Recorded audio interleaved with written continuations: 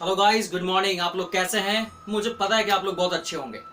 चलिए आज एक नए सफर की शुरुआत करते हैं और एक नए चैप्टर के साथ। और इंग्लिश ग्रामर या इंग्लिश लैंग्वेज का ये जो चैप्टर है, हालांकि वो चैप्टर आपको दिख रहा होगा, टाइम एंड टेंस।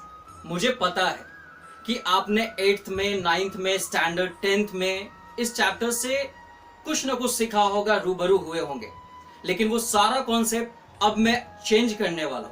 आप बोलोगे सर कॉन्सेप्ट चेंज करने वाला हूं? अरे ऐसा नहीं होने वाला है, कॉन्सेप्ट वही होगा। लेकिन इस बारी जो है हम लोग टेंस को इस तरीके से देखने वाले हैं। और वो तरीका क्या है? तो वो तरीका है कि आपके एग्जामिनेशन में क्वेश्चंस कैसे पूछे जाते हैं। अक्सर ऐसा होता है, लोगों को लगता है, इवन स्टूडेंट्स को लगता है कि मेरा जो है टेंस पे कमांड बहुत अच्छा है। लेकिन क्या ये कमांड सफिशिएंट है आपके कॉम्पिटिटिव एग्जामिनेशंस के लिए? तो इसी कंफ्यूजन को दूर करने के लिए, इसी प्रॉब्लम को शॉर्ट आउट करने के लिए आज हम नए चैप्टर को शुरू किए हैं। टाइम और टेंस की बात की गई। टाइम एंड टेंस क्या है? अक्सर किताब में लिखा रहता है टाइम एंड टेंस। खैर, इस टाइम एंड टेंस को जानने से पहले थोड़ा सा जाने कि इसके इंपॉर्टेंस कहां कहां है, क्या क्या है इसका इंपॉर्टेंस, किस किस सेक्शन में क्वेश्चंस कैसे कैसे पूछे जाते हैं। देखो, सिंपल सा बात समझना। अभी मैं टाइम एंड टेंस पे आऊंगा, लेकिन एक बात मैं आपको समझाना चाहता हूं कि अगर मैं कहूं कि इस टेंस चैप्टर की मैंने बात की, ठीक है, और अगर आपसे पूछा जाए कि सर इस टेंस का यूज कहां कहां होगा हमारे एग्जामिनेशन में, तो एक बात याद रखो कि किसी भी सेंटेंस को लिखना होता है तो सबसे पहले किसकी जरूरत होती है? टेंस की जरूरत होती है। और बिना टेंस के हेल्प के आप कोई भी सेंटेंस फॉर्मेशन नहीं कर सकते। ये अगर मैं कहूं तो इंग्लिश लैंग्वेज का, इंग्लिश ग्रामर का बैकबोन कहा जा सकता है, क्योंकि इसका यूज हर जगह है। बात समझ में आ रहा है? लेकिन इससे भी बेसिक अगर कहें बैकबोन, तो वो वर्ब होता है। लेकिन वर्ब को मैं यहां पढ़ाऊंगा, क्योंकि अगर मैं वर्ब पढ़ा दूं तो वर्ब में बहुत सारी चीजें ऐसी आएंगी जो टेंस से रिलेटेड होगा। क्लियर है ना? तो यहां पे हमें सबसे बेसिकली समझना क्या है कि टेंस होता क्या है, टेंस से कैसे क्वेश्चंस पूछे जाते हैं। मैंने आपको 3 बात बताया ना। कोई भी टॉपिक स्टार्ट हो तो सबसे पहले समझो कि वो टॉपिक क्या है, उस टॉपिक का यूज क्या है, और लास्ट उस टॉपिक से क्वेश्चंस कैसे पूछे जाते हैं। बात समझ में आ रही है? देखो, टेंस की जब बात करते हैं तो इस बात को ध्यान से समझने की कोशिश करना है कि अगर एग्जामिनेशंस की बात करते हैं तो कहां कहां ये सेक्शन आपको हेल्प करेगा। तो सबसे पहले अगर बात करें तो नरेशन।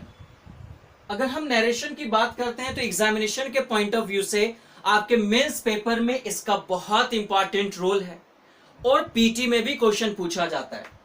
अगर हम सेकंड बात करें कि क्या है इसका, तो आप जानते होंगे सर, बात करें तो वॉइसेस, यानी कि जो एक्टिव और पैसिव वॉइसेस है उसमें भी इसका अपना एक इंपॉर्टेंट रोल होता है। बात समझ में आ रहा है सब लोग को? और एक जो पैटर्न है that is question tags.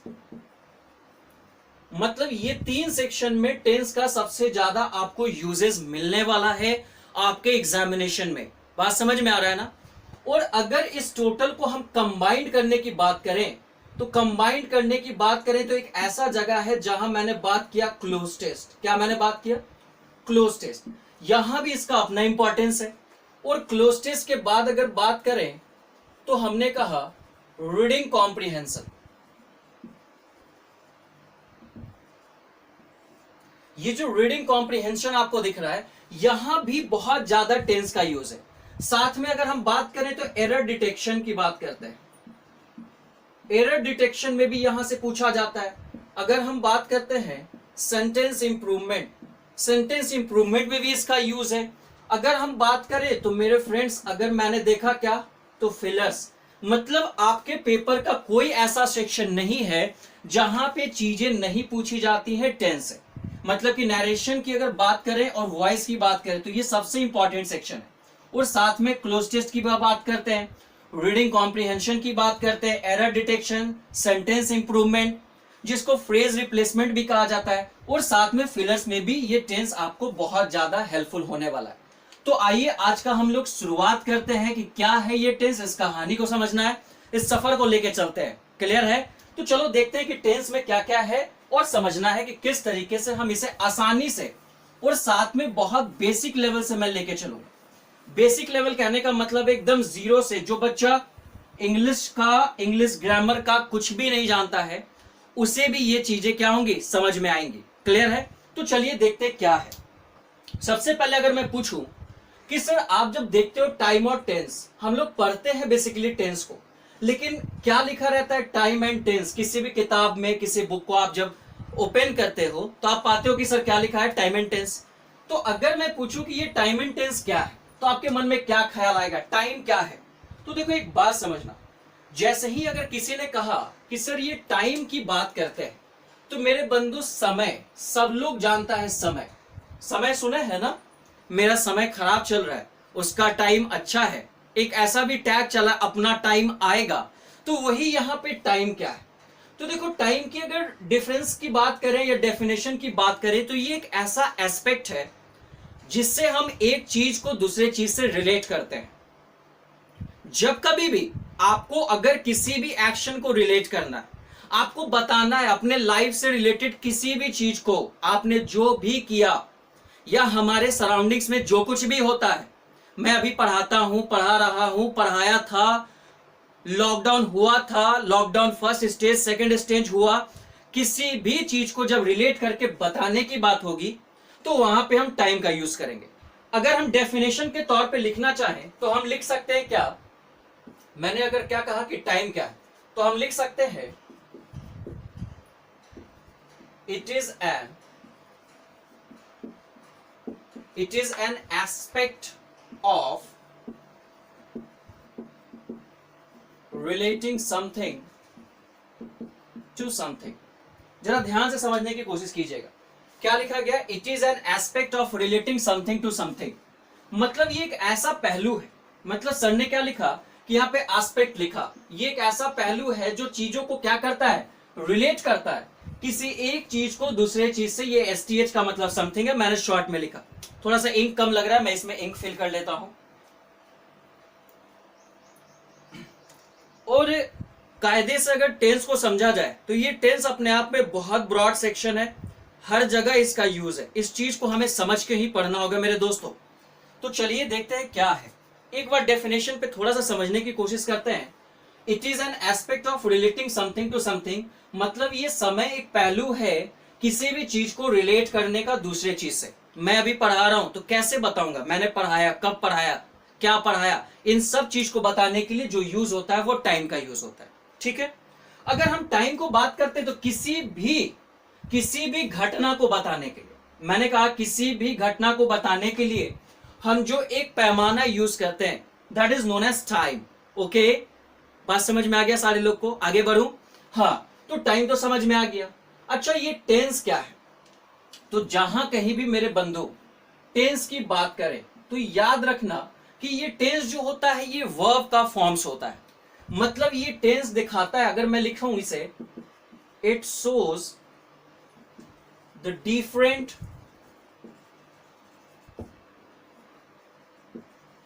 Forms of a verb,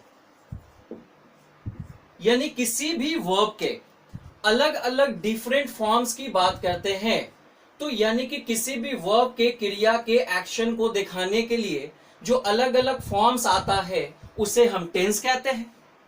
अच्छा, टाइम और टेंस की बात करें तो मैंने कहा टाइम कितना होता है, टाइम 3 होता है। अगर कायदे से देखा जाए तो 3 तरह का समय होता है। अभी जो आपके सामने मैं पढ़ा रहा हूं ये प्रेजेंट हो गया, जिसे वर्तमान कहते हैं। अभी जो मैंने यहां लिखा था ये पास्ट हो गया, भूत जिसे कहते हैं। और इसके बाद मैं जो पढ़ाने वाला हूं वो आपका फ्यूचर यानी कि भविष्य हो गया। तो समय को आपने 3 भाग में डिवाइड कर दिया। आप कहोगे सर टेंस भी तो 3 होता है, हम समझते हैं। एकदम बेसिक से वीडियो के लास्ट तक बने रहिएगा और मैं बहुत बहुत ज्यादा आपको बेसिक से लेके हाई लेवल तक बनाऊंगा। और ये जब बताने की क्रिया खत्म होगी, एक्शन खत्म होगा, पूरा टेंस जब आप पढ़ोगे ना तो कहीं भी किसी भी एग्जामिनेशन में टेंस से रिलेटेड क्वेश्चंस नहीं छूटने वाले हैं। बात समझ में आ रहा है? तो आपने जाना कि यहां किसी भी चीज को रिलेट करने के लिए, समय को दिखाने के लिए, कोई क्रिया कब हुआ उस चीज को दिखाने के लिए जो भी चीजें हैं वो टाइम है। और टेंस क्या करता है, किसी भी वर्ब के फॉर्म को दिखाता है। यहां तक समझ में आ गया? घटना को बताने के लिए हम टाइम का यूज करते हैं। कोई घटना कब हुआ, मान लो किसी का एक्सीडेंट हुआ, कब हुआ, तो वो सारा का सारा टाइम है। और उस टाइम को बताने के लिए जो घटना में वर्ब का फॉर्म आता है उसे ही टेंस कहते हैं। अभी एग्जांपल्स में भी हम लोग चलेंगे, थोड़ा सा स्टार्टिंग है टेंस का, तो एकदम आराम से समझिए। ओके, चलो देखो ये तो समझ में आ गया। अगर मैं कहूं कि सर ये टाइम किस चीज को इंडिकेट करता है, मैंने कहा टाइम जो है ये समय को इंडिकेट करता है। किसे इंडिकेट करता है? समय को इंडिकेट करता है। बात समझ में आ रहा है? अगर कोई आपसे पूछे कि टाइम का मतलब क्या है, तो नॉर्मली बोल सकते हो कि सर ये समय को इंडिकेट करने का बात करता है कि कौन सा समय है। बात समझ में आ गया? लेकिन इसी की जगह अगर मैंने लिखा टेंस, तो टेंस को क्या लिख सकते हैं जरा बताइए तो। मैंने कहा कि ये वर्ब के फॉर्म्स होते हैं, वर्ब के फॉर्म्स हैं। वही चीज मैं यहां पे बताना चाह रहा हूं कि टाइम समय को इंडिकेट करता है और टेंस जो है ये वर्ब्स का फॉर्म्स होता है। बात समझ में आ रहा है? वर्ब का फॉर्म्स क्या क्या होता है, इन सब चीजों को हम वन बाय वन देखेंगे। यहां तक समझ में आ गया? जैसे देखो, मैंने कहा कि देखो टाइम क्या है, इसे समझने की कोशिश करना। थोड़ा सा एक पॉइंट मैं यहां पे लिख रहा हूं, जरा देखो पहले। मैंने कहा time is what we measure in days, months, years, etc। क्या लिखा गया जरा देखो तो। Time is what we measure in days, month, years, etc। समय वो है जिसे हम मापते हैं, मेजर करते हैं हम लोग। किस किस चीज में? तो या तो हम डेज में मेजर करेंगे, मंथ्स में मेजर करेंगे, ईयर्स में मेजर करेंगे, या फिर आप डेकेड, सेंचुरी, मिनट्स, आवर्स। बात समझ रहे हैं ना? तो टाइम वो है, टाइम इज व्हाट जिसे हम मेजर करते हैं, और मेजर करते हैं या तो डेज में, या फिर मंथ्स में, या फिर बात करें तो ईयर्स में, एटसेट्रा। ओके, यानी कि टाइम के बारे में आप जानेंगे कि टाइम क्या होता है। एक बात याद रखना, ये जो टाइम तुम्हारे सामने दिख रहा है, अगर मैं पूछूं तो ये एक नॉन ग्रामेटिकल वर्ड है। मैंने कहा समय। समय अपने आप में क्या होता है ना, शाश्वत है। सुने है ना, समय, समय से बड़ा कुछ नहीं। आज भी था, कल भी था, आज भी है, परसों भी रहेगा। ये समय निरंतर चलते रहेगा, मतलब ये एक शाश्वत है। दैट मीन्स यूनिवर्सल, ये चेंज नहीं होता है। बात समझ रहे? पृथ्वी नहीं थी तो भी समय था, पृथ्वी है तो भी समय है, पृथ्वी कल को नहीं रहेगी तो भी समय रहेगा। मतलब अगर कोई पूछे कि ये कैसा कॉन्सेप्ट है, तो ऑटोमेटिकली आप कह सकते हो ये एक यूनिवर्सल कॉन्सेप्ट है। अगर आपसे कहा जाए कि टाइम कैसा कॉन्सेप्ट है, तो आप कहोगे सर ये एक यूनिवर्सल कॉन्सेप्ट है। बात समझ में आ गया? यूनिवर्सल कॉन्सेप्ट मतलब जो हर जगह क्या होता है, सही होता है। और साथ में अगर मैंने कहा non grammatical concept, non grammatical concept लिखने का क्या मतलब होता है? नॉन ग्रामेटिकल कॉन्सेप्ट लिखने का मतलब है कि इस पे टाइम पे ग्रामर का कोई जोर नहीं है। मतलब ये ग्रामर के रूल्स को फॉलो नहीं करेगा, ये किसी लैंग्वेज को फॉलो नहीं करेगा। समय कोई ग्रामर को फॉलो नहीं करता है, किसी लैंग्वेज को फॉलो नहीं करता है। लेकिन इसी जगह अगर मैंने कहा कि सर ये टाइम तो है, लेकिन अगर मैं कहूं कि सर यहां पे टेंस अगर आपने लिख दिया, तो सर टेंस क्या हो गया? तो टेंस की जब बात करते हैं तो ये अपने आप में एक ग्रामेटिकल कॉन्सेप्ट होता है। मतलब अगर कोई कहे कि टेंस क्या अपने आप में इंडिपेंडेंट होता है क्या, तो नहीं, इस पे ग्रामर के रूल्स होते हैं। किसी भी व्याकरण की बात की जाए तो वो टेंस है। टेंस का हिंदी क्या होता है? आप कहते हैं काल होता है। टेंस टाइम का मतलब समय होता है। तो मैंने कहा अगर हम बात करें टेंस की, तो ये अपने आप में ग्रामेटिकल कॉन्सेप्ट है। समझना, ग्रामेटिकल कॉन्सेप्ट कहने का मतलब ये इंग्लिश लैंग्वेज को फॉलो करेगा। क्या फॉलो करेगा? इंग्लिश लैंग्वेज जो भी कहता है, ग्रामेरियन ने जो कुछ कहा, वो सारा टेंस फॉलो करेगा। लेकिन ये बात टाइम के साथ नहीं एप्लीकेबल होगा। और अगर बात करें तो ये यूनिवर्सल कॉन्सेप्ट नहीं, ये यूनिवर्सल कॉन्सेप्ट की बात करें तो यहां पे यूनिवर्सल कॉन्सेप्ट नहीं है, ये ग्रामेटिकल कॉन्सेप्ट है, नॉन ग्रामेटिकल नहीं है। तो ये बात समझ में आ गया। यानी अगर मैं कहूं तो ये नॉन यूनिवर्सल कह सकते हैं इसे। हम क्या कह सकते हैं, नॉन यूनिवर्सल कॉन्सेप्ट है, मतलब ये जो है हमेशा चेंज करेगा। ग्रामर के रूल्स के अकॉर्डिंग, इंग्लिश लैंग्वेज के रूल्स के अकॉर्डिंग ये टेंस चेंज करेगा। तो यहां तक की बात आई थिंक आप लोग को समझ में आ गई होगी।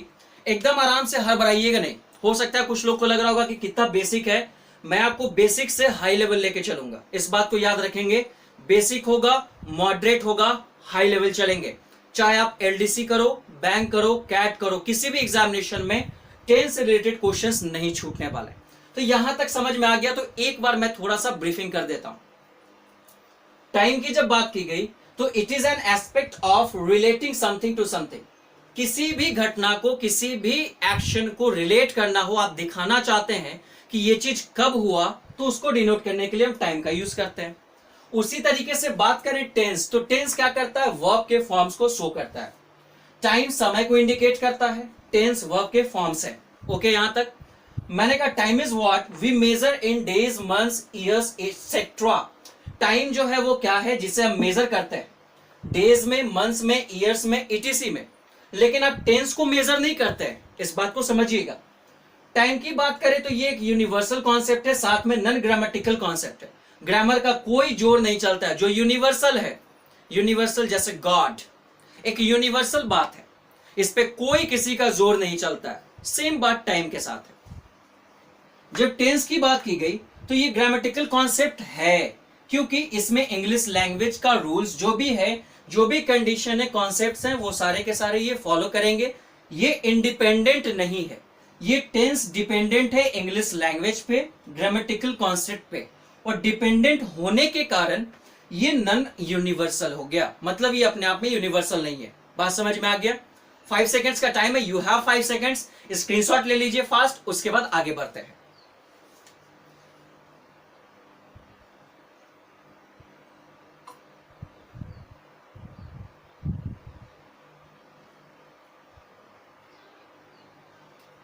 चलिए आते हैं, इसे मैं इरेज करता हूं और आप लोग बने रहेंगे। मैं जैसे अपने फाउंडेशन में पढ़ाता हूं, मेरे दोस्तों, मेरे साथियों, मैं फाउंडेशन जैसा ही पढ़ाऊंगा, एकदम जीरो से हाई लेवल लेके चलूंगा। इस बात को याद रखिएगा और आप बने रहिए। वीडियो ये कितने लेक्चर्स में खत्म होने वाला है मुझे तो नहीं पता, लेकिन हो सकता है इस पे कितना वीडियोस बन सके। 3 घंटे का वीडियो हो, 4 घंटे का हो, 5 घंटे का हो, 10 घंटे का हो।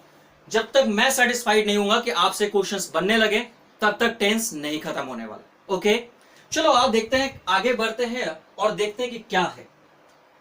जैसे ही अब मुझे यहाँ पे टेंस पढ़ना है, क्योंकि टाइम जो है यूनिवर्सल है, तो बात हम यूनिवर्सल की करेंगे नहीं, क्योंकि ये हर जगह सच होता है। चेंजेस जो आता है वो टेंस में आता है। तो टेंस की जब हम बात करते हैं तो मेरे दोस्तों इस चीज को समझना कि अगर तुमसे कोई पूछे कि सर एक वर्ड में टेंस के बारे में बताइए, तो आपने देखा था कि यहाँ पे मैंने कुछ राइट डाउन किया था, उसी चीज को यहाँ लिखते हैं। तो टेंस को कहें तो हम लिख सकते हैं टाइम ऑफ एन एक्शन और इवेंट।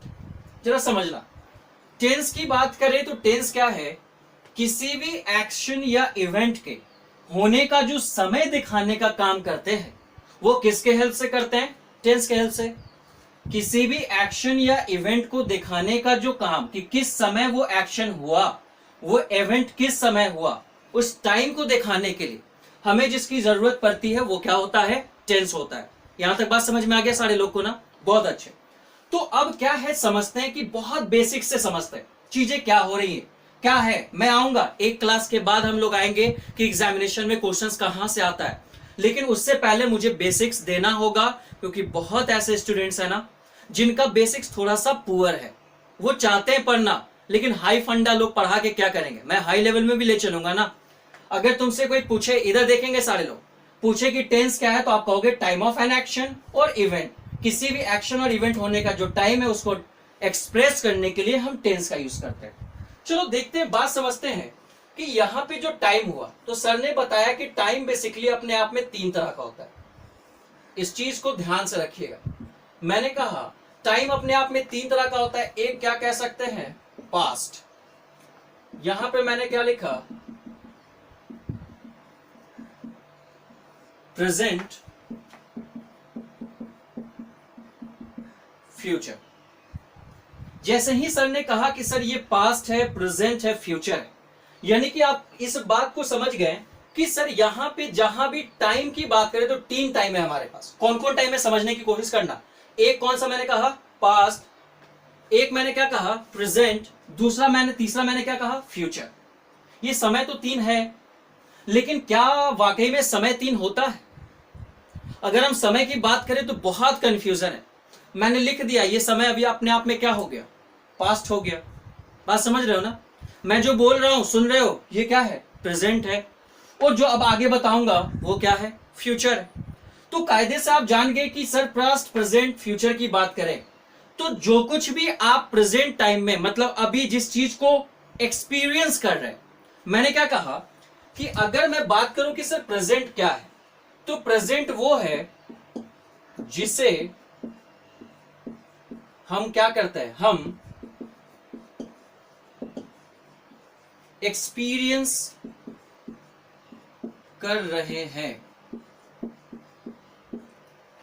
जिसे हम एक्सपीरियंस कर रहे हैं। जो भी चीज, कोई भी घटना, आपको गर्मी लग रही है, ठंड लग रही है, अभी जो भी कुछ आप एक्सपीरियंस कर रहे हो वो सारा का सारा प्रेजेंट है। बात समझ में आ गया?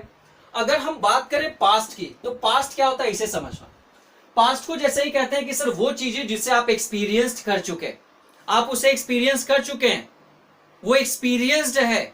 जैसे एक्सपीरियंस्ड क्या है कि मान लो कल आप बाजार गए और लॉकडाउन है, और आपने क्या करा कि थोड़ा सा मस्ती खोरी वाली काम, थोड़ा घूम ले, किसी की गली हो आए, और जैसे ही किसी की गली गए पुलिस दिख गया भाई, और आपके अंदर एक डर आ गया। आपने वो एक्सपीरियंस अभी नहीं करा, वो आपने पास्ट में करा। तो जो कुछ भी है वो पास्ट में हो चुका है, जो अभी कर रहे हैं वो प्रेजेंट की बात है, और जो कुछ होने वाला है, जैसे मैं कल आपको टेंस का नेक्स्ट वीडियो पढ़ाने वाला हूं, तो कल जो पढ़ाने वाला हूं, जो अनसर्टेन है या सर्टेन होते हुए भी चीजें क्या हैं, आपको समझ में आ रही है कि ये चीजें अभी हुई नहीं है, आप उसे देख नहीं रहे हो, बस आपके जहन के अंदर है, आपके भीतर माइंड में बैठा हुआ है, तो वो सारा का सारा क्या हो गया, फ्यूचर हो गया। मतलब टाइम को आपने 3 पार्ट्स में डिनोट कर दिया कि सिर्फ पास्ट है, प्रेजेंट है, फ्यूचर। यहां तक क्लियर हो गया? ये टाइम को दिखाने की बात हो गई। जैसे ही बढ़ते हैं मेरे फ्रेंड, तो ये जो तुम्हारे सामने एक्शन दिख रहा है, या बात करें इवेंट की, तो अभी अभी मैंने जाना कि एक्शन को दिखाने वाला जो भी कुछ होता है वो कौन होता है, जरा मुझे बताएंगे? तो आप कहोगे सर कि किसी भी एक्शन की बात करें या बात करें इवेंट की, तो इस एक्शन और इवेंट को दिखाने वाला एक प्यारा सा वर्ड है, that is known as verb, जिसे हम किस नाम से जानते हैं, वर्ब के नाम से जानते हैं। ओके, अच्छा एक बात बताओ, जैसे ही सर ने कहा ये वर्ब क्या है, तो आपने सीधा कहना है कि सर ये एक्शन वर्ड है। जनरली, हर केस में नहीं, लेकिन जनरली ये क्या है, एक्शन वर्ड है। अगर थोड़ा सा हम एडवांस करते हैं तो वर्ब स्टेट की भी बात करता है। स्टेट का मतलब राज्य नहीं, अवस्था की भी बात करता है। अब क्या समझना है कि सर वर्ब कहने का क्या मतलब है, तो वर्ब कहने से मतलब होता है मेन वर्ब, ठीक है। वैसे वर्ब की बात की जा रही है जो मेन वर्ब होगा। अब जरूरी नहीं कि मेन वर्ब हो, कभी कभी इसमें हेल्पिंग या एक्सिलरी भी काम करता है मेन वर्ब की तरह। हम उसे 1 बाय 1 समझेंगे कि क्या है टेंस यहाँ पे। तो आप जानेंगे कि सर यहाँ पे टेंस की बात करें तो टेंस टाइम है किस चीज को दिखाने का, किसी एक्शन को या इवेंट को दिखाने का। 3 पार्ट्स में टाइम डिवाइड हो गया। अब बात करें एक्शन की तो ये वर्ब की बात करेगा। यहां तक का बात समझ में आ गया? चलिए आगे देखते हैं क्या कहना चाह रहे हैं, उसे समझिएगा। जैसे ही मैंने कहा कि सर ये जो सारी चीजें आपको दिख रही है, अगर आपसे पूछा जाए कि सर वर्ब में एक्शन वर्ड है, क्रिया को दिखाता है, अगर वर्ब के फॉर्म्स की बात करें तो कितने फॉर्म्स होते हैं इसके? 5 फॉर्म्स होते हैं ना। जनरली कितने फॉर्म्स होते हैं? 5 फॉर्म्स की बात की जाती है। तो ये सारा कुछ हमें देखना है। जैसे देखो मैं बताता हूं, यहां पे समझने की बात करेंगे। जैसे आपने कहा कि सर एक्शन वर्ड है, ठीक है, अपने आप में ये एक्शन वर्ड है। यहां तक सबको समझ में आ रहा है? एक्शन वर्ड को आपने किस नाम से जाना? तो अभी अभी सर ने जाना कि सर ये अपने आप में एक वर्ब कहलाता है, जिसे हम क्रिया कहते हैं, ठीक है। एक्शन वर्ड है 5 है। कौन कौन है ये 5, इसे जरा जान जाए। जैसे ही मैंने कहा तो वर्ब का फर्स्ट फॉर्म, वर्ब का सेकंड फॉर्म, वर्ब का थर्ड फॉर्म, मेन वर्ब के फर्स्ट फॉर्म में मुझे ऐड करना है एस या ईएस, और मेन वर्ब के फर्स्ट फॉर्म में मुझे ऐड करना है आईएनजी। ये जो आप 4 फॉर्म देख रहे हो बेसिकली 5 है। एक वर्ब का फर्स्ट फॉर्म जिसे हम बेस फॉर्म कहते हैं, एक सेकेंड फॉर्म, थर्ड फॉर्म, एक वर्ब के फर्स्ट फॉर्म में एसईएस लगाते हैं और एक वर्ब के फर्स्ट फॉर्म में आईएनजी लगाते हैं। ये आपके मेन वर्ब के जो मेन फॉर्म्स है वो यहां पे आ गए। क्लियर है ना? अब एक बात समझना, ये जो एक्शन वर्ड है ये तो समझ में आ गया, लेकिन अगर कोई पूछे कि सर ये जो टाइम ऑफ एक्शन है, ये जो टाइम ऑफ एक्शन की आप बात करते हैं ये क्या है टाइम ऑफ एक्शन कायदे से? तो टाइम ऑफ एक्शन का मतलब क्या होता है? किसी एक्शन का होने वाला टाइम, और एक्शन वर्ड कौन था? वर्ब। एक बार फिर से, टाइम ऑफ एक्शन मतलब एक्शन का समय, और एक्शन को दिखाने वाला वर्ड कौन है? वर्ब है ना। यानी कि ये वर्ब ही डिसाइड करेगा कि सर यहां पे कैसा कैसा टाइम आ रहा है। अच्छा एक बात बताओ, मुझे कहना है, पहले यहां तक की बात को लिख लो, स्क्रीनशॉट लो, फिर आगे चलते हैं। 5 सेकंड का टाइम, चलो फास्ट।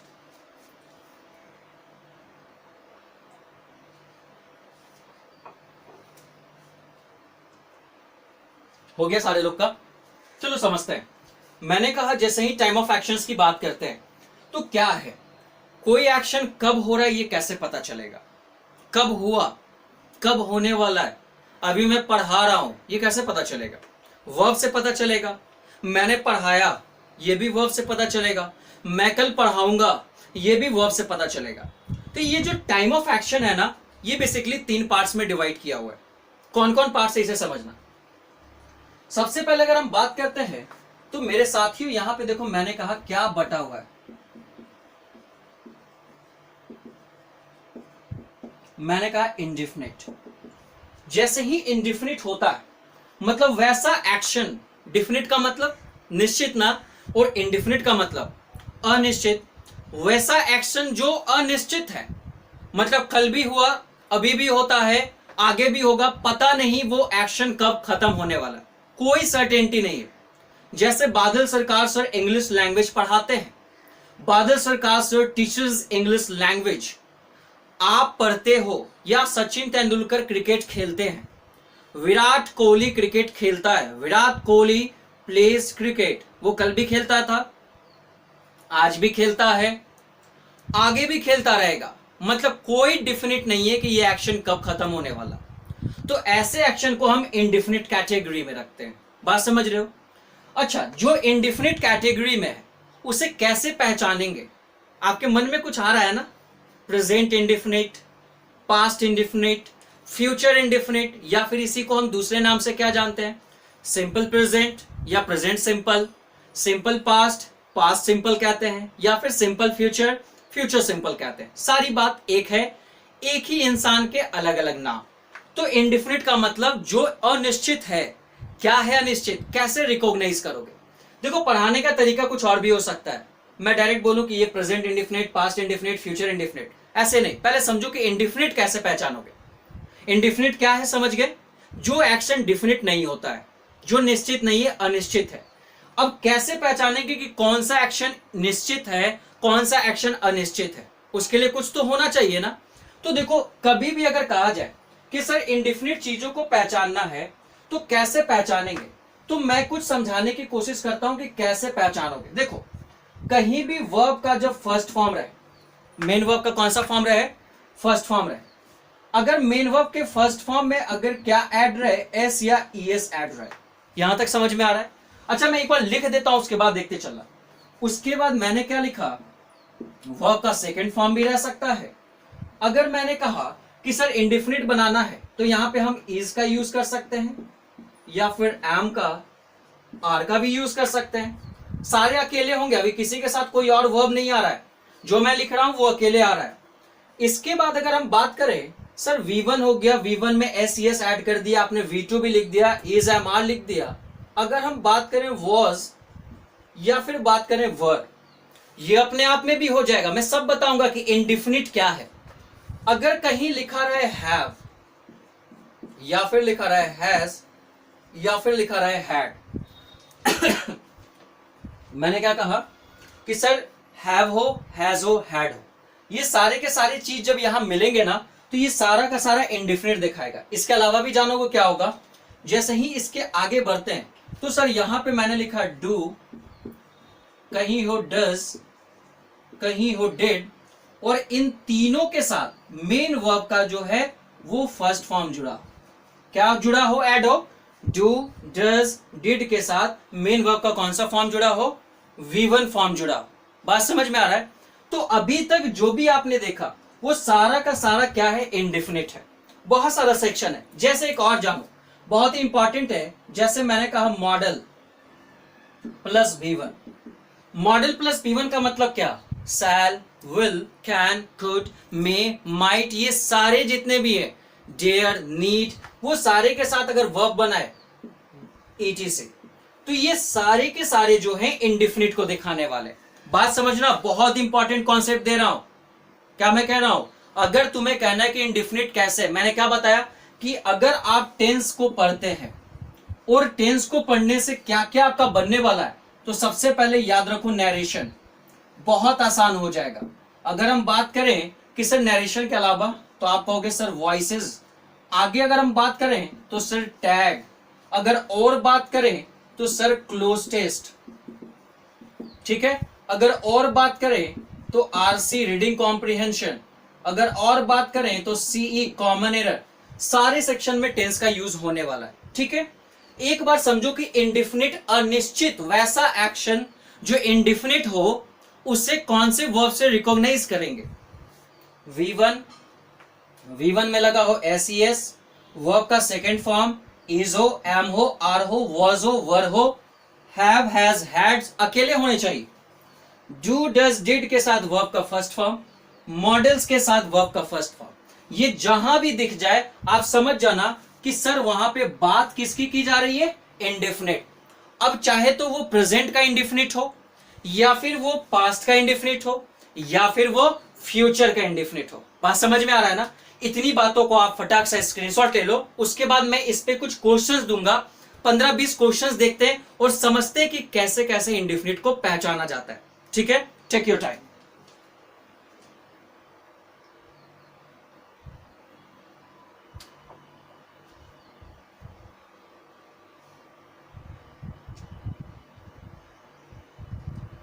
चलिए आगे बढ़ते हैं और कुछ क्वेश्चंस को समझते हैं कि क्या है माजरा।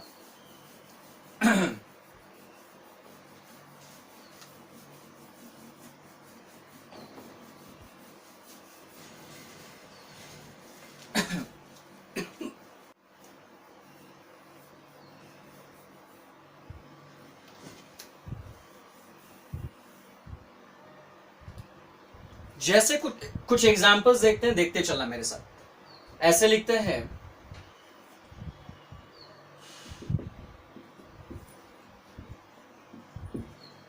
she goes to college,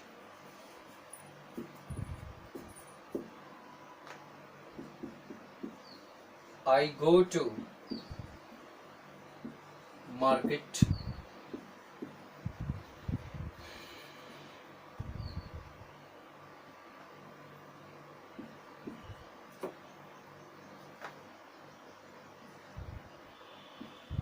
Ram plays Ludo,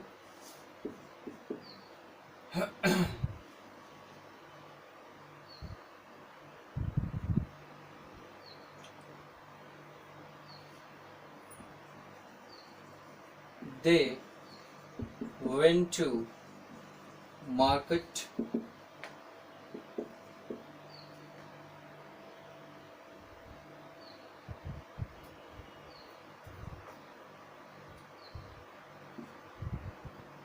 ऐसे लिखो, सुजाता के yesterday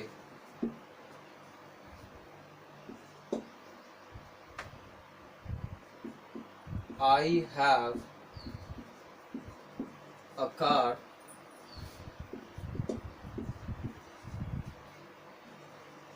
she has 4 cars,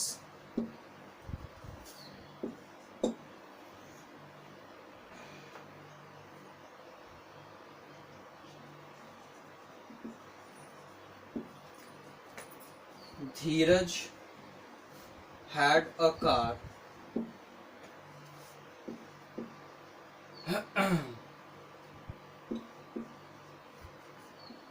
She is a nurse.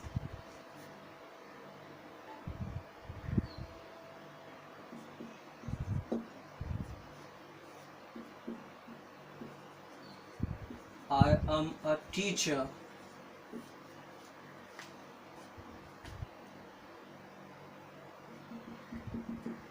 ऐसे करो.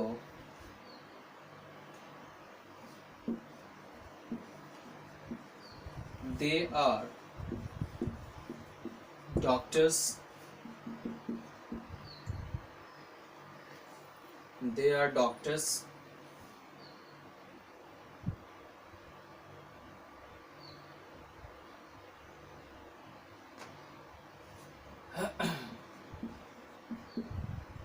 Sultan has a novel.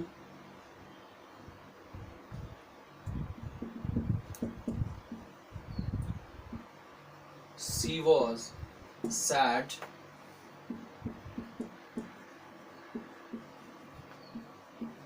They were happy.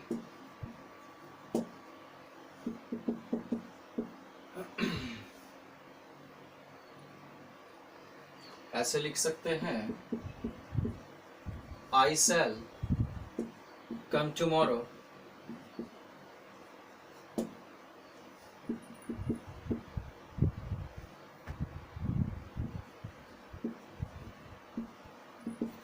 They will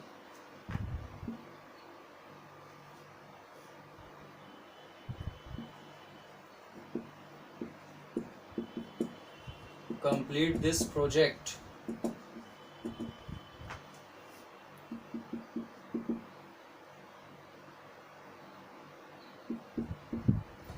I don't like you.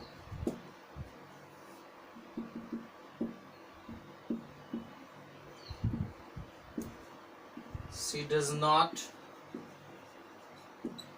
know me.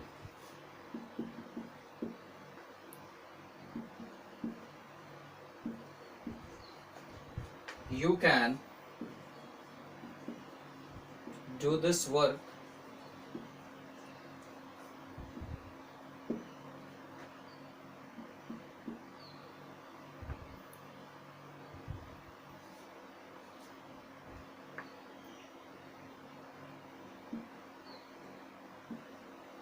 I cannot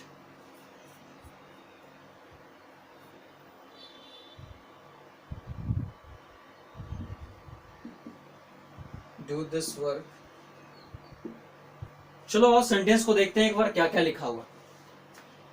आपके सामने मैंने 20 questions या sentence दिए हैं और आपको मैं एक बार रीड करता हूं और जरा समझने की कोशिश करते हैं क्या है यहाँ पे, किस तरीके से चीजें हुई. ठीक है, और कैसे कैसे हमें समझना है कि इंडेफिनिट क्या है. अभी मत जानो कि क्या है नहीं है, क्या मीनिंग बन रहा है नहीं बन रहा है. आपको बस इतना फोकस रखना है कि सर कहां पे इंडेफिनिट हो रहा है, मतलब एक्शन इंडेफिनिट कैसे हो रहा है, इसे पहचानते हैं. सबसे पहले यहां पे देखने की कोशिश कीजिएगा जो मैंने बताया था पहचान की बात. और वो पहचान क्या था जरा सा याद रख लेना. सर ने बोला था V1 होगा. सर ने कहा था कि V1 के साथ क्या ऐड होगा, S या ES होगा. फिर मैंने बोला था एक बार बोलो V2 होगा. अच्छा क्या बताया मैंने, is भी हो सकता है, M भी हो सकता है और क्या हो सकता है R. इसके अलावा मैंने क्या बताया था, was या क्या होगा were. आगे बढ़ते हैं तो बात थी have की, has और had की. आगे जब हमने बात किया था तो क्या था बताओ, मॉडल के साथ V1 और हमने क्या बोला कि सर डू होगा या फिर डज होगा या फिर डिड होगा. ये जहां भी आपको दिख जाएंगे कायदे से, ये जहां भी दिख जाएं समझ जाना कि सारे के सारे इंडेफिनिट है. मतलब ये जो सारे वर्ब के फॉर्म्स दिख रहे हैं ये सारा इंडेफिनिट का काम करेगा. इंडेफिनिट का मतलब अनिश्चित चीजों को दिखाएगा. अब क्या क्या है इसे समझते हैं. सबसे पहले देखो शी लिखा है और शी के साथ अभी मत जानो कि सर ये सिंगुलर सब्जेक्ट है तो इसके साथ सिंगुलर वर्ब आया, SES लगता है तो सिंगुलर बन जाता है वर्ब. वो मैं सारा आगे बताऊंगा। बस आप क्या देखो कि V1 के साथ SES लगा है, अरे हाँ लगा है, ये SES लगा है, मतलब ये इंडिफिनिट है। मैं शॉर्टकट में आई लिख दे रहा हूं कि ये सेंटेंस इंडिफिनिट है। कौन सा इंडिफिनिट है अभी नहीं, बस इंडिफिनिट समझो। मतलब सी गोज टू कॉलेज, वह कॉलेज जाती है। मैं बता देता हूं प्रेजेंट इंडिफिनिट है। तुम्हें पता है कि कब जाना बंद कर देगी? एग्जैक्ट टाइम पता है क्या, किस समय जाती है, कितने बजे जाती है? बस इतना पता है कि एक्शन होता है और ये अनिश्चित एक्शन है, इसलिए ये इंडिफिनिट कैटेगरी का होगा। आगे देखो यहाँ पे सर V1 भी बोले तो यहाँ पे आई है जो फर्स्ट पर्सन है, प्लूरल वर्ब लेता है, तो V1 है। अच्छा, बात समझ में आ गया कि ये भी इंडिफिनिट कैटेगरी का। जैसे आई गो टू मार्केट, मैं मार्केट जाता हूं। भाई तुम्हारे घर से मार्केट कौन जाता है अभी कोरोना टाइम में? तो मैं जाता हूं, आई गो टू मार्केट। ओके, मतलब हमेशा जाता हूं, कल भी जाता था, आज भी जाऊंगा, कल भी जाने की बात है। बात समझ रहे हो ना? मतलब ये इंडिफिनिट है अपने आप में। अभी तुम्हें दिख गया कि ये V1 और V1 में SES लग रहा है तो प्रेजेंट है, तो ये प्रेजेंट इंडिफिनिट। बस इंडिफिनिट की बात करते हैं। यहाँ पे देखो राम है थर्ड पर्सन सिंगुलर सब्जेक्ट, यहाँ पे सिंगुलर वर्ब आया। अभी अभी जाने कि किसी भी वर्ब में, मेन वर्ब में SES लगा है, और जैसे ही SES लगा है यानी कि ये किस कैटेगरी का है? इंडिफिनिट कैटेगरी का। अगर मैं बात करूं कि सर दे है सब्जेक्ट थर्ड पर्सन प्लूरल, लेकिन यहाँ पे गो का V2 फॉर्म है, ये गो का कौन सा फॉर्म है? V2 फॉर्म यूज हुआ है यहाँ पे, वेंट। तो अभी अभी जाने कि सर V2 भी होगा तो वो भी इंडिफिनिट होगा, यानी कि ये पास्ट इंडिफिनिट होगा। दे वेंट टू मार्केट, वो कहां गए? वो कहां जाते थे? मार्केट जाते थे, यानी दे वेंट टू मार्केट, वो मार्केट गए थे। टाइम नहीं ना पता है, एग्जैक्ट टाइम नहीं मालूम, यानी इंडिफिनिट हो गया। आप कायदे से कह सकते हो कि सर पास्ट इंडिफिनिट है। आगे बढ़ते हैं, यहां पे देखो Sujata third person singular subject came आया, यानी कि ये भी कम का जो है सेकंड फॉर्म है, ये भी अपने आप में इंडिफिनिट है, पास्ट इंडिफिनिट है। अभी बस फोकस करो कि इंडिफिनिट कैसे पहचानते हैं। पता है इसका रीजन क्या है? जब नरेशन बनाते हैं ना, ये नहीं पहचानना ही रीजन होता है क्वेश्चंस नहीं बनने का। बच्चा कंफ्यूजन में आ जाता है कि सर अगर इंडिफिनिट है तो इंडिफिनिट को कैसे पहचानेंगे? क्योंकि जब नरेशन में चेंज होता है तो तुम्हें पता होगा कि प्रेजेंट इंडिफिनिट पास्ट इंडिफिनिट में कन्वर्ट हो जाता है, जानते हैं ना ऐसा? तो यही बात यहां पे समझना है। आगे देखो क्या लिखा हुआ है, आई हैव अ कार। बच्चों को क्या लगता है कि सर हैव हैज हैड आ जाएगा ना तो वो परफेक्ट हो जाएगा। देखो परफेक्ट तभी होगा जब उसके साथ वर्ब का थर्ड फॉर्म जुड़ेगा, मेन वर्ब का थर्ड फॉर्म। जैसे I have done the work, she has gone, यानी कि हैव हैज हैड के साथ वर्ब का थर्ड फॉर्म ऐड करेंगे तो वो क्या हो जाएगा? तुम्हारा परफेक्ट हो जाएगा। लेकिन जब हैव हैज हैड अकेले आ जाता है तो ये पोजीशन को दिखाता है, पोजीशन का मतलब अधिकार को दिखाता है। और यानी कि हैव और हैज प्रेजेंट है तो ये प्रेजेंट पोजीशन दिखाएगा। आई हैव अ कार, मेरे पास एक कार है, यानी कि प्रेजेंट है, इंडिफिनिट है। अब ये कब तक रहेगा नहीं रहेगा कुछ भी निश्चित नहीं है। तो कायदे से अगर मैं कहूं तो सर आपको ये बात समझ में आ जाएगा कि ये जो हैव दिख रहा है ये भी अपने आप में क्या है? इंडिफिनिट कैटेगरी का हो गया। बात समझ में आ गया? अगर मैं कहूं सी हैज, तो यहां देखो हैव हैज हैड है, ये भी इंडिफिनिट कैटेगरी का है। सी हैज 4 कार्स, उसके पास कितने कार्स हैं? 4 कार्स हैं। यहां देखो धीरज के साथ मैंने हैव हैज का पास्ट फॉर्म यूज किया, हैड, यानी कि हैड है, यानी ये भी तुम्हारा क्या है? इंडिफिनिट है। धीरज के पास एक कार था, कब तक था? कितने समय तक था? कुछ इंडिफिनिट है ना, यानी निश्चित नहीं है। कायदे से मैं कहूं सी इज अ नर्स, अब कहोगे कि सर आपने बोला था एक्शन वर्ब, यहां तो एक्शन नहीं हो रहा है। तो वर्ब का मतलब जरूरी नहीं है कि वो एक्शन दिखाएगा।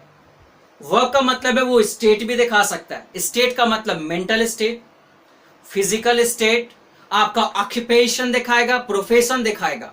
मैंने कहा आई एम अ टीचर, ये मेरा प्रोफेशन को दिखा रहा है। सी इज इन अमेरिका, ये उसके पोजीशन को दिखा रहा है। बात समझ में आ रहा है ना? तो यहां पे जैसे ही तुम्हें इज एम आर दिख जा रहा है तो कायदे से कहोगे सर ये भी इंडिफिनिट ही है, ये भी क्या है? इंडिफिनिट है। सी इज अ नर्स, वो एक नर्स है, कब तक नर्स रहेगी? कब से नर्स है? कुछ पता है? नहीं पता, बस है ये जानते हो। ओके, मैंने कहा आई एम अ टीचर, जैसे ही एम दिख गया तुम जान जाओगे ये भी इंडिफिनिट है। मतलब अब आप समझ गए होंगे कि सर क्या बताना चाह रहे हैं। तो जरा एक बार मेरे साथ फास्ट बताओ यहाँ आर दिख रहा है, इंडिफिनिट है या नहीं है? एकदम सही है, दे आर डॉक्टर्स, वे लोग डॉक्टर्स हैं, ठीक है। यहाँ पे देखो हैज दिख रहा है, सुल्तान हैज अ नोवेल, सुल्तान के पास एक नोवेल है, कब तक रहेगा नहीं पता है, ये भी इंडिफिनिट है। मैंने कहा सी वाज सैड, वह उदास थी, कितने समय से उदास थी, कब तक उदास थी नहीं पता, यानी कि ये भी तुम्हारा इंडिफिनिट हो गया। मैंने कहा दे वर हैप्पी, ये वर है, वे लोग खुश थे, कितने समय तक खुश थे, कब तक खुश रहे थे, कब से खुश थे, कुछ पता है, यानी कि ये भी अपने आप पे क्या है, इंडिफिनिट है। आई शैल, अब देखो शैल के साथ वर्ब का फर्स्ट फॉर्म आया, कायदे से ये जो है फ्यूचर है और मॉडल्स की कैटेगरी में हम जनरली इसे रख देते हैं, तो ये भी अपने आप में आई शैल कम टुमारो, ये मैं क्या बता रहा हूं, मैं कल आऊंगा, आई शैल कम टुमारो, मैं कल आऊंगा, यानी कि ये भी इंडिफिनिट है, मतलब अनिश्चित है, हो सकता है कल मैं नहीं भी आऊं, तो पता नहीं जो कब तक चलेगा, कब से चल रहा था, कब तक चला था, वो सारे इंडिफिनिट कैटेगरी में। दे विल के साथ देखो V1 आया, कंप्लीट, यानी कि कायदे से अगर बात करें तो इस विल की बात करें तो ये भी इंडिफिनिट को दिखा रहा है, मतलब ये सारे सेंटेंसेस जो आपको दिख रहे हैं ये क्या है, इंडिफिनिट है। आई के बाद अब देखो मैं बताऊंगा डू डज डिड का यूज, जो नेक्स्ट क्लास होगा आपका, ये यहाँ क्लास आपका एंड हो जाएगा, इसके बाद जो नेक्स्ट वीडियो होगा उसमें मैं बताऊंगा बी का फॉर्म, हैव का फॉर्म, डू का फॉर्म। तो यहाँ पे बस अभी इतना समझो कि सर डू डोंट या डोंट दिख रहा है, डजंट दिख रहा है, या फिर डू डिड दिख रहा है, वो सारा का सारा समझना है। आई डोंट लाइक यू, मैं तुम्हें पसंद नहीं करता हूं, कायदे से ये भी इंडिफिनिट है, आई डोंट लाइक यू, मैं तुम्हें पसंद नहीं करता, हो सकता है कल पसंद करने लगे, हो सकता है मैं पहले पसंद करता था, या कितने समय से पसंद नहीं करता हूं, कुछ अता पता नहीं। आगे बढ़ते हैं, क्या लिखा हुआ है, सी डज नॉट, क्या लिखा हुआ है, सी डज नॉट नो मी, जैसे ही डज दिख गया समझ में आ गया कि सर ये भी इंडिफिनिट है, और आपको मैंने बताया कि डू डज डिड रहेगा तो इसके साथ भी वर्ब का फर्स्ट फॉर्म आता है, क्यों आता है उसको हम नेक्स्ट वीडियो में डिस्कस करेंगे। देखो यहाँ पे मैंने कहा मॉडल्स में क्या यूज किया है, you can do this work, तुम इस काम को कर सकते हो, बात समझ रहे हो, तो ये भी इंडिफिनिट हो गया। उसी तरीके से I can not do this work, मैं इस काम को नहीं कर सकता हूं, ये भी अपने आप में क्या हो गया, इंडिफिनिट हो गया। कायदे से ये समझ में आया कि सर आपने जितने भी वर्ब्स बताए हैं यहाँ पे, या तो वो मेन वर्ब्स हैं या हेल्पिंग की तरह लगते हैं, वो सारे के सारे इंडिफिनिट कैटेगरी के, तो आप क्या समझे इसे समझना।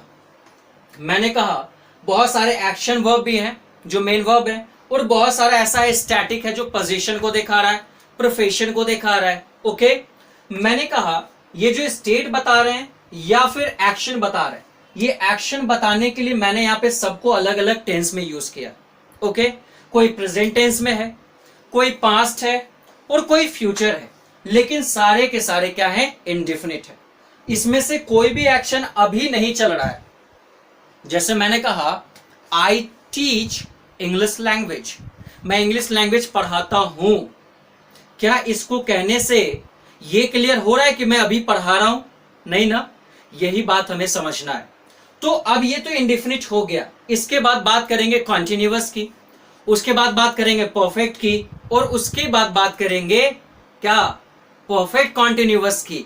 लेकिन तीन ही याद रखना, ये परफेक्ट कॉन्टिन्यूअस कोई टेंस नहीं होता है, ये डिराइव्ड फॉर्म है, किससे बना है, तो कॉन्टिन्यूअस और प्रेजेंट को मिक्स कर दिए तो बन गया प्रेजेंट कॉन्टिन्यूअस। तो कायदे से अगर बात करें तो किसी भी एक्शन को दिखाने के लिए हम तीन ही स्टेट का यूज करते हैं, तीन ही कंडीशन होता है, या तो वो प्रेजेंट में है, बात समझना, तो प्रेजेंट पास्ट फ्यूचर जान गए, तो या तो वो एक्शन इंडिफिनिट होगा, या फिर कंटिन्यूड होगा जैसे मैं पढ़ा रहा हूं, या फिर वो परफेक्ट होगा, पहले से हो चुका होगा, ओके। तो आज तक हमने टेंस में इतना जाना, टाइम एंड टेंस, और ये पूरा सीरीज चलने वाला है। टाइम एंड टेंस खत्म करने के बाद नरेशन के बाद वॉइस, जो आपके एग्जामिनेशन के लिए बहुत इंपॉर्टेंट है। तो कमेंट करके बताएंगे वीडियो कैसा लगा। आज फर्स्ट क्लास है बाबू टेंस का, तो थोड़ा सा हम लोग स्लो चले, नेक्स्ट क्लास से हम लोग का स्पीड थोड़ा सा हाई होगा, लेकिन चीजें बहुत समझ में आएंगी। अगर वीडियो अच्छा लगा हो तो प्लीज लाइक करें, कमेंट करें, शेयर करें, और कमेंट करके जरूर बताएं कि कैसा लगा। तो चलिए आज का सेशन यहीं खत्म करते हैं। Thank you, bye bye.